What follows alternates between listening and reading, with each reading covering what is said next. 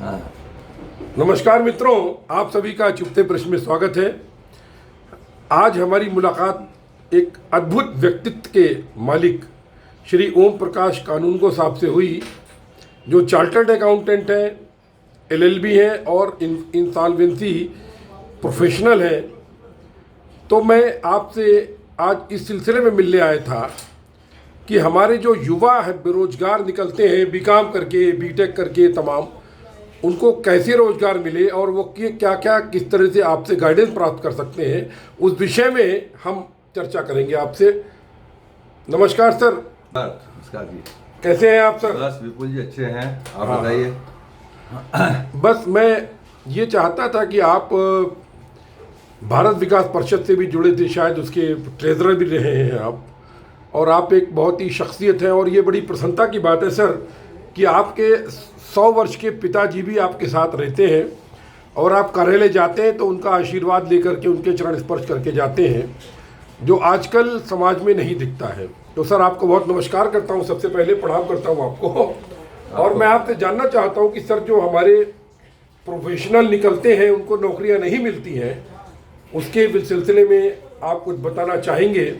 क्योंकि बाकी क्वालिफिकेशन का परिचय तो मैंने आपको दे दिया, फिर भी आप थोड़ा सा अपना आरंभिक परिचय देना चाहेंगे सर? आपने बताया है मैं सीए हूँ, एलएलबी की है और आईपी हूँ, इंसॉल्वेंसी प्रोफेशनल। ये इंसॉल्वेंसी प्रोफेशनल अभी 2016 से ही आया है। अच्छा, मतलब एकदम लेटेस्ट।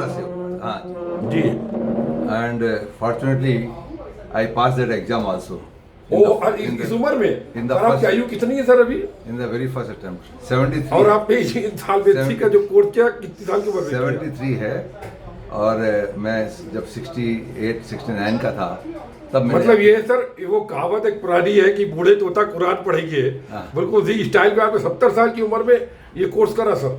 हाँ तो क्या हो गया सर, कोई एग्जाम पढ़ाई के लिए कोई उम्र नहीं होती है। अच्छा। हाँ तो पढ़ाई नहीं सर, एग्जाम देना तो आसान नहीं होता सर। हाँ देखिए, भगवान की कृपा से, पिताजी के आशीर्वाद से, माँ बाप के आशीर्वाद से, गुरुओं के आशीर्वाद से मैं आज तक कभी कोई फेल नहीं हुआ और सारे सीए के एग्जाम भी फर्स्ट अटेम्प्ट में पास किए हैं। सर आपका जन्म कहाँ हुआ था? जयपुर में के, जयपुर के पास गांव है गोविंदगढ़। अच्छा। वहाँ से तो मैं वहीं पे था 16 साल तक की उम्र तक, गांव में ही था। मैंने एक्चुअली आर्ट्स का स्टूडेंट था मैं। ओहो। हाँ, हायर सेकेंडरी आर्ट्स से की थी, 11वीं तक मैंने आर्ट्स पढ़ी थी। किस सन में किया सर? ये 1965 में किया। अच्छा, मैं 65, मैं 60 में पैदा हो गया था। तो 65 में मैंने 11वीं तक पढ़ाई की और गया, लेकिन फर्स्ट ईयर में मैंने कॉमर्स किया। अच्छा।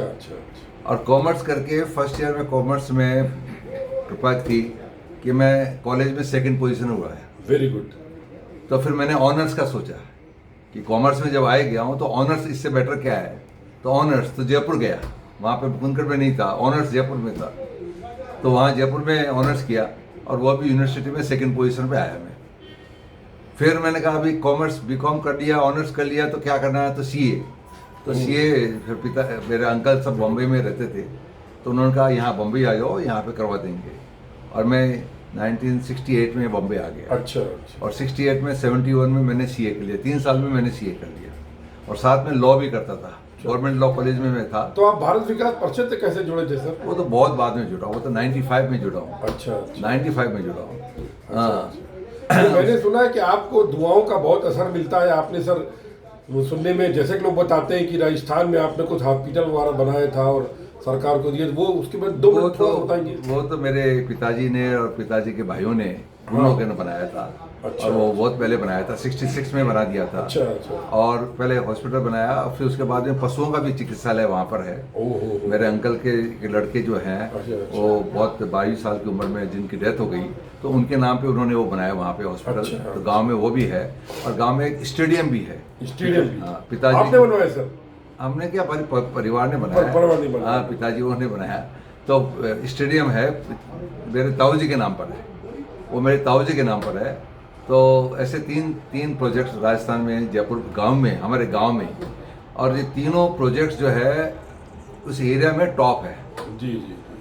मतलब वो एक टाइम पे स्टेडियम तो टॉप मोस्ट था जी जी। राजस्थान में जयपुर डिस्ट्रिक्ट में बेस्ट स्टेडियम में माना जाता था। तो ये ठीक है, सेवा के काम है। नहीं नहीं सर, और दुआएं तो बहुत लगती हैं, और आपके पिताजी 100 साल के बिल्कुल स्वस्थ है, आप उनका आशीर्वाद लेते हाँ हैं। जी। बुजुर्गों का आशीर्वाद तो हमको लेना ही चाहिए। क्या है? लेकिन सर आप ये बताएंगे कि ये जो हमारे आजकल के बच्चे डिग्री ले लेते हैं, इंजीनियर कर लेते हैं या बीकॉम कर लेते हैं, इनको आप जॉब के बारे में कुछ गाइडेंस देना चाहेंगे सर? सर ऐसा है, मैं अपने अनुभव बताता हूँ। स्किल डेवलपमेंट नहीं है। किताबी नॉलेज होना अलग चीज़ है और प्रैक्टिकल नॉलेज होना अलग चीज़ है। जिसको प्रैक्टिकल नॉलेज है उसको कहीं कोई तकलीफ नहीं है। अच्छा, उसको आज के नौकरी दिन मिल में कोई जाती है। तकलीफ अच्छा नहीं। अच्छा। आप कोई भी आदमी लाइए। लेकिन सर प्रैक्टिकल नॉलेज मिले कैसे? अभी देखिए, मैं एग्जाम्पल दे रहा हूँ। आप बीकॉम की इनकी बात कर रहे हैं। मेरा ये पिताजी के पास में जो काम करता आदमी 24 घंटा उनका सेवा में लगा हुआ है आदमी पिताजी के पास में। How much amount he is getting per month? We are paying him 24,000 plus food plus everything, in medical, is food, everything, complete welfare. हाँ, तो I mean a man who has not pass anything, वो 8वीं तक पढ़े होंगे, but with the help of service, मतलब दूसरों की सेवा करके। स्किल है। हाँ। ना स्किल है। स्किल है। What is important is skill. आज आपको अच्छा प्लम्बर नहीं मिलता, आपको अच्छा कारपेंटर नहीं मिलता, आपको अच्छा कोई भी काम करने वाला नहीं मिलता, और खाली एक स्किल डेवलप होता है। वो आदमी बेरोजगार नहीं है, वो काम कर रहा है, उसके पास फुर्सत नहीं है। मतलब इसीलिए मोदी ने कहा पढ़ो नहीं कढ़ो। हाँ, हुनर फुर्सत पैदा नहीं है। करो। लोगों के पास में फुर्सत नहीं है। जो काम जानता है उसके पास फुर्सत नहीं है। आगे से आगे काम आते हैं, और जो नहीं जानते हैं खाली डिग्री लेके चल रहे हैं कि साहब मैंने एमए कर लिया, मैंने वो कर लिया, उनका कोई वैल्यू नहीं है। क्योंकि आदमी अल्टीमेटली, मतलब ये है कि काम करने के मन में ललक होनी चाहिए, बस। सीखने की ललक होनी चाहिए, और कोई भी काम छोटा बड़ा नहीं होता, ये सोच के अगर आदमी चलेगा तो उसको निश्चित रूप से जीवन में सफलता मिलती रहेगी। अच्छा सर, आप ये बताइए इंजीनियर्स के लिए आप क्या विशेष सलाह देना चाहते हैं? आपने अभी इंसॉल्वेंसी क्या बोला? इंसॉल्वेंसी प्रोफेशनल में इंजीनियर्स नहीं आते। नहीं, वो नहीं आते हैं। प्रोफेशनल्स आते हैं जिसमें सीए है, आईसीडब्ल्यूए है, ये कंपनी सेक्रेटरी है, एमबीए हैं, फाइनेंस के जो किए हुए हैं, क्योंकि इसका फाइनेंस से रिलेटेड मैनेजमेंट है। ये अल्टीमेटली मैनेजमेंट। इंजीनियर एमबीए करके नहीं आ सकता है? वो आ सकता है, वो भी आ सकता है, वो भी आ सकता है। क्या है, कुछ कैटेगरी उसमें दी हुई है। तो इसका क्या कुछ ज्यादा स्कोप है क्या आजकल इंसॉल्वेंसी? ऐसा है, इसमें भी जितने लोग हैं उसमें 10% के पास में तो समय नहीं है, और 50% के पास में रेगुलर काम है, और 40% बेरोजगार है। इसमें बेरोजगार इंसॉल्वेंसी में? हाँ, क्या है इंश्योरेंसी? क्या है पहले तो आप समझिए। इंश्योरेंसी है कि जो कंपनियां बीमार पड़ जाती है, बीआईएफआर जिसे बोलते हैं। हाँ, पहले था बीआईएफआर, अब वो खत्म हो गया। वो पहले बीआईएफआर में जाता था। बीआईएफआर, हाँ, वही कंपनियां जो है, क्योंकि जो पैसा नहीं दे पाती है, जिससे क्रेडिट बैंक से लोन लिया है और लोगों से लोन लिया है, तो किसी भी व्यक्ति से लोन लिया, दिवालिया घोषित हो जाती है। हाँ, नहीं, दिवालिया घोषित होने की बहुत आगे की नियत है। अच्छा। लेकिन किसी भी के कारण वो पेमेंट नहीं करते हैं, ड्यू डेट पे पेमेंट नहीं करते हैं, वो फेल हो जाते हैं, तो जो क्रेडिटर है वो इस संस्था में जाके, एनसीएलटी में जाके, और कह सकता है कि साहब ये फेल हो गया है, इसका मतलब ये मैनेजमेंट बराबर नहीं है। जब मैनेजमेंट बराबर नहीं है तो वो इंसॉल्वेंसी समझ के कि हाँ इसका ड्यू था और उसको पेमेंट नहीं हुआ, इसका मतलब मैनेजमेंट बराबर नहीं है, तो वो मैनेजमेंट को सस्पेंड कर देती है, उस कंपनी के मैनेजमेंट को सस्पेंड कर देती है, और उस जगह हम जैसे आदमी जो है इंसॉल्वेंसी प्रोफेशनल है उनको वहाँ पे नॉमिनेट करती है। तो हम ये फिर वो गवर्नमेंट करती है सर? ये इंसॉल्वेंसी ये कोर्ट करती है, इस तरह ये कोर्ट को, ये ट्रिब्यूनल है लेकिन कोर्ट टाइप है ये। अच्छा, कोर्ट टाइप कोर्ट है, ये कोर्ट है। हाँ। अच्छा। तो ये इनके पास में लिस्ट। तो सर मैनेजमेंट से मतलब वो मतलब घाटे में ला सकती है कंपनी, फायदे में ला सकती है, मतलब? सुनिए मेरी बात।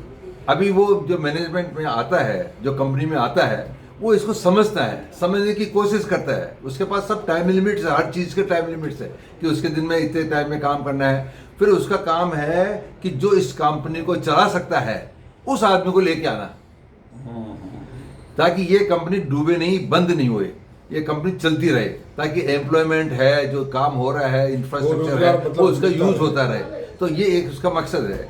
लेकिन जब ये नहीं हो पाता है, कोई नया आदमी नहीं आ पाता है, कोई कहता है कि ये तो बिल्कुल ही बेकार है, कोई काम की नहीं है, क्योंकि इसमें क्या है, जो आते हैं इसके पास में, जैसे आपको मालूम हो कि तो सर आप इस समय कितने कंपनियों के मतलब वो आपके पास कितनी जस्ट ऐसे ही अगर गुप्त है तो मत बताइए। नहीं, कोई गुप्त नहीं है इसमें, सब चीज़ ओपन है। देखिए एक मेरे आने के बाद में जैसे ही मैं 70 का हो गया तो एक कानून आ गया कि 70 के होने के बाद में ये काम नहीं मिलेगा। मतलब आप बेकार हो गए 70 के बाद, डिग्री बेकार हो गई। हम सुप्रीम कोर्ट में गए हुए हैं। अच्छा। मैं भी सुप्रीम कोर्ट में हूँ, मेरे नाम पे भी सुप्रीम कोर्ट में केस था, परसों ही था, 2 तारीख कल ही था, कल ही डेट थी उसकी, लेकिन वो डेट एक्शन दे दी कि भाई ऐसा कानून कहीं हो ही नहीं सकता है, क्योंकि जब जेठमलानी जैसे 70 का आदमी तो सर ज्यादा अनुभव लिए हुए है ना लोगों से। लेकिन ठीक है, वो गवर्नमेंट ने बनाया किया है, नोटिफिकेशन से आया था, तो वो हमने उसके चैलेंज किया है। लेकिन तब तक मेरे पास 2 असाइनमेंट आ गए थे, उसके पहले तक 2 असाइनमेंट आ गए थे, और वो 2 असाइनमेंट मैं कर रहा हूँ। क्योंकि मैं आपको बताया कि जब तक अगर कोई, वैसे 1 साल के अंदर ये कंप्लीट करना होता है। अच्छा। 1 साल के अंदर दूसरे बायर को ढूंढ के लाना पड़ता है, मतलब उसके प्रोसेस होता है। अच्छा। कि आप पेपर में ऐड देंगे, सब कुछ कर देंगे, आपकी क्या, इसकी क्या पोजीशन है, कितनी खराब पोजीशन है, वो सब चीज़ें नोट मतलब बनेंगे, स्टडी करेंगे और टेबुलेट करेंगे, और उसके बाद में आप नए आदमी को लाएंगे और वो आदमी कहेगा कि भाई मैं लेने को तैयार हूँ, मैं चलाऊंगा। अब वो कह सकता है, कई आदमी जो टर्म्स देते हैं कि भाई इसको बैंक को 100 करोड़ रुपये देना था, इसको 100 करोड़ तो हम नहीं दे सकते, इसको हम 25 करोड़ में ही काम, अगर बैंक चाहता है कि 25 करोड़ में हम लेते हैं। तो इसके मतलब सर अगर मेरे पास कोई आता है कि साहब मेरी कंपनी डूब रही है बचाओ, तो आप उसको बचा सकते हैं? नहीं, ये हमारा उस लेवल पे नहीं है। वैसे तो कभी भी आ सकता है। अच्छा। इस तरह के आदमी तो कभी किसी के पास भी जा सकता है, उसके लिए कोई रेस्ट्रिक्शन नहीं है। लेकिन कभी अगर इसने आपको कुछ पेमेंट करना था, आपने फिक्स डिपॉजिट रखी और आपने 1 लाख रुपए के ऊपर फिक्स डिपॉजिट, अभी तो 1 करोड़ कर दिया, पहले 1 लाख का ही था, तो 1 लाख रुपए के ऊपर फिक्स डिपॉजिट रखी, 3 लाख रुपए की आपने रखी और ड्यू डेट पे उसने नहीं दिया, आप यही शिकायत उनको कर देंगे तो वो कंपनी, चाहे टाटा हो, चाहे बिरला हो, चाहे रिलायंस हो, कोई भी हो, उसके ऊपर ये काम आ जाएगा। ये तो ये कानून था ये। तो उसमें 2 कंपनियां हैं मेरे पास में जो आज तक भी चल रही, 4 साल 5 साल हो गए तो भी चल रही है, क्योंकि 1 साल में करना था, उस समय 2 साल का पीरियड था, अब 1 साल का हो गया। अगर नहीं मिलता कोई चलाने वाला तो फिर इसको लिक्विडेशन करनी पड़ती है, बंद करनी पड़ती है। तो बंद करने की पड़ती है, तो मतलब जो असेट से बहुत बेकार काम बंद करना, एम्प्लॉयमेंट चला जाता है। क्या करे, अगर नहीं कोई चला रहा है तो क्या करे, वो असेट तो पड़े हैं, बेकार पड़े हैं, तो उसको सेल करना, सारी चीज़ों को करना, फिर पैसा जो आता है उनको डिस्ट्रीब्यूट करा, जिनको देना है उनको देना है। चलिए सर, मुझे आपके द्वारा ये एक नई चीज़ मालूम पड़ी। सच्ची बताऊं, मुझे डिग्री, मैं भी इंजीनियर हूँ, एमटेक इंजीनियर, आप जानते हैं, बीआरसी में साइंटिस्ट रहा हूँ, लेकिन ये इंसानवेल्थी भी कुछ कोर्स है, ये मुझे आपके द्वारा बहुत अच्छा लगा जान करके। आप सर संक्षेप में बताएंगे, बड़ी चैलेंजिंग चीज है साहब ये। युवाओं को क्या आप संदेश देना चाहते हैं, जो बेरोजगार है उनको क्या संदेश देंगे? कि अपने आप में इतनी काबिलियत पैदा करो जिससे कि लोग आपको बुलाएं। काबिलियत कैसे पैदा करें? काबिलियत कैसे, या देखिए कि डिमांड क्या चीज़ की है, क्या चीज़ की डिमांड है समाज में, उस चीज़ की डिमांड को आप पूरी करने के लिए कोशिश कीजिए। अच्छा, आगे बढ़िए। हाँ, वही कीजिए। आप जो डिमांड है उसके हिसाब से जाइए, आप अपने हिसाब से नहीं जाइए। आप अपने आप को सोना बना दिया, इसका रूल लगाइए। हाँ, जिस चीज़ की डिमांड है उसको भरने का प्रयास कीजिए, उस दिशा में आप काम चालू कीजिए, तो आपको एक तरीके से फायदा हो सकता है। बराबर यही सर ना? हाँ सर, कोई भी काम करें, जहाँ पे भी रहे, छोटा मोटा कोई भी काम नहीं, कोई छोटा नहीं होता, कोई बड़ा नहीं होता। जो भी काम करे तन्मयता से करे, पूरे डेडिकेशन के साथ में करे, ईमानदारी के साथ में करे, सिंसियरिटी के साथ में करे, हॉनेस्टी के साथ में करें, तो उसमें सफलता आपको मिलेगी। जी। आपका बहुत बहुत धन्यवाद। मैं समझता हूँ कि हमारे युवाओं को बहुत मार्गदर्शन मिलेगा, और यदि किसी को कोई सहायता चाहिए तो मैं आपके पास रिफर कर सकता हूँ। इसका आदेश है ना सर? बिल्कुल कीजिए सर। जी सर, बहुत बहुत नमस्कार, बहुत धन्यवाद सर। किसी का अगर कुछ कर सकता हूँ मैं तो। जी। अच्छा सर, नमस्कार सर, थैंक यू सर।